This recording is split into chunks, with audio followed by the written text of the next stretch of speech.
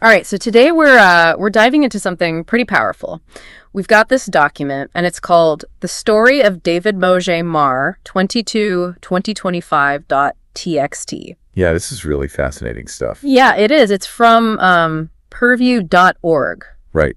And it's Boje's own story. It is, and it's really about his work with veterans, first responders, their families. Yeah, dealing with trauma. Mm-hmm. Big time. And how to heal from it. Huge issue. And he starts out right away, like right off the bat, with a pretty alarming stat. He says 22 veterans a day. Every day. Die by suicide. Which is, yeah. That's over 8,000 a year. It's just staggering. And he even says the number of accidental deaths that could be trauma-related is maybe even double that. Wow. So right away, we're dealing with something that needs attention. Yeah, this is a real crisis. Like, we need to find solutions for this. Absolutely. And what Boje is doing is really different. It's unique. He brings people to his ranch in New Mexico. So he's taking a very hands-on approach. He's got horses. Horses, sand trays. It's very experiential. Yeah, it's not your typical therapy session. Not at all. No. And at the heart of it, the thing he really wants to do is help people rewrite the most painful stories of their lives. And he talks about gratitude and love being really important in that process. Yeah, those themes definitely come through. So what we want to do today is kind of unpack that. How does he actually go about helping people rewrite those stories? Yeah, let's explore that. Let's dive into that. Yeah. So he starts with this concept he calls the rabbit hole. The rabbit hole of trauma. Yeah. So what is that? Well, it's basically, it's the way that trauma can kind of pull you back in. Mm-hmm. You relive these experiences. Mm-hmm. You're hyper-vigilant. You're filled with rage, fear. Stuck in the past. Yeah.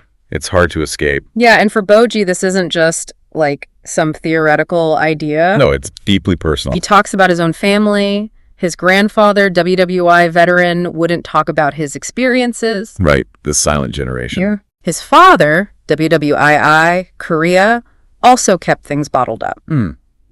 So this is a pattern in his family. And then, of course, there's Boje himself, Vietnam. Right. He saw some really heavy stuff. He shares this one experience that's particularly vivid. He was taken to a hospital by mistake, and he saw all these casualties. Just the sheer number of them must have been overwhelming. He mentions 282,000 U.S. and Allied deaths, and he wasn't physically hurt, but, seeing that kind of mass trauma, that loss. It leaves a mark. Definitely does. So he's got this problem, right? The rabbit hole. What's the big solution? Well, he talks about a two-step process. Yeah. And the first step is horses. Horses, okay.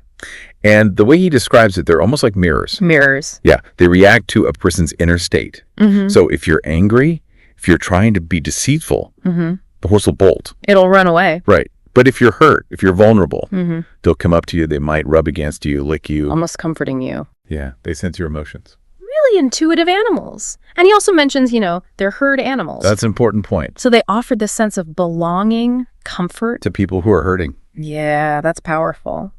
Okay, so that's step one, horses. What's step two? Step two is sand trays.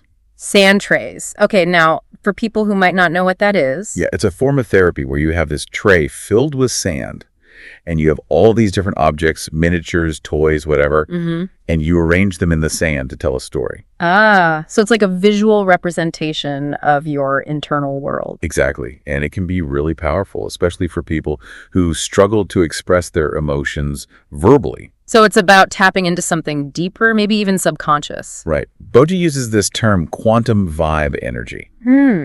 But I think what he's getting at is that there's this energy, this connection that can be accessed through these nonverbal means. It's interesting. He even suggests that families can use sand trays to work through things together. Yeah, to see where their visions for the future might not be aligned.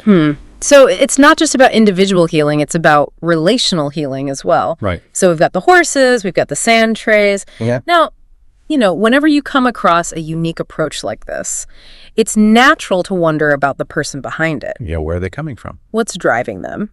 And Boje does talk about his own background and motivation. He mentions he's got a PhD. In organizational storytelling. Yeah, and his wife does too. That's interesting. He's been doing this work for 35 years, written tons of books, won awards. Impressive credentials. But here's the thing, he actually downplays all that.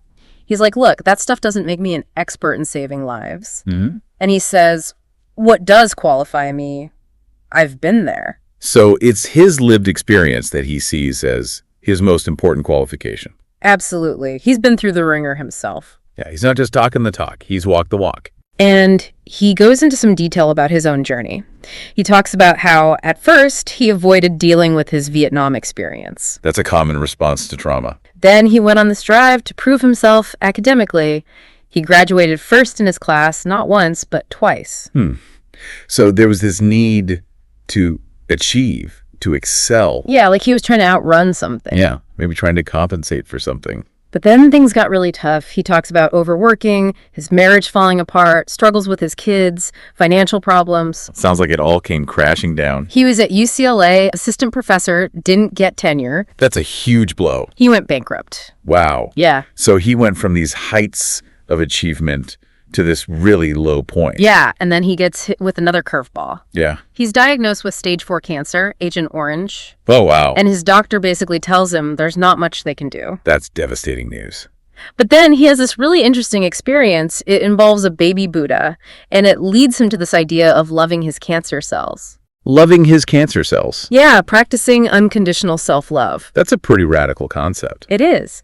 And it seems like this was a major turning point for him. It's like he realized that the same kind of love and acceptance he wanted to help others find, he needed to find it for himself first. That makes sense. So now he's on this mission, and it's about more than just providing healing at his ranch. It's about empowering others to become healers. Exactly. He wants to train veterans, first responders, their families to be certified coaches in their communities. That peer-to-peer support can be so powerful. He really believes in it. And he contrasts his approach with what he calls RISION, repeated exposure desensitization. That's kind of the conventional treatment for PTSD. Right. Exposing people to their triggers in a controlled setting. Yeah, and he's got some issues with that. He thinks it can be helpful right after a trauma. Like in the immediate aftermath. But later on, he says it's not as effective. People drop out. And it can even be re-traumatizing. Yeah, it forces them to relive those experiences over and over again. Without necessarily processing them in a healthy way. Right. And he connects this to the high rates of veteran suicide accidental deaths. He's like, look, we need something better. Yeah, he's making a pretty strong case for his approach. And he's not shy about asking for help. He's looking for donations. $25,000. He needs to support the horses, the training programs. He frames it as an investment in saving lives, creating stronger families. So it's not just charity, it's about making a real difference. Yeah, and ultimately what he's after is a deep transformation. He wants people to rewrite their stories, and he believes that horses, sand trays, gratitude, love, these are the tools to make that happen. It's a really compelling vision. So we've gone pretty deep here. We've looked at Boje's story, his struggles, his insights, his methods. It's a powerful example of how personal experience can inform and drive a real passion for helping others. The stats he presents are pretty sobering, but his approach offers a glimmer of hope.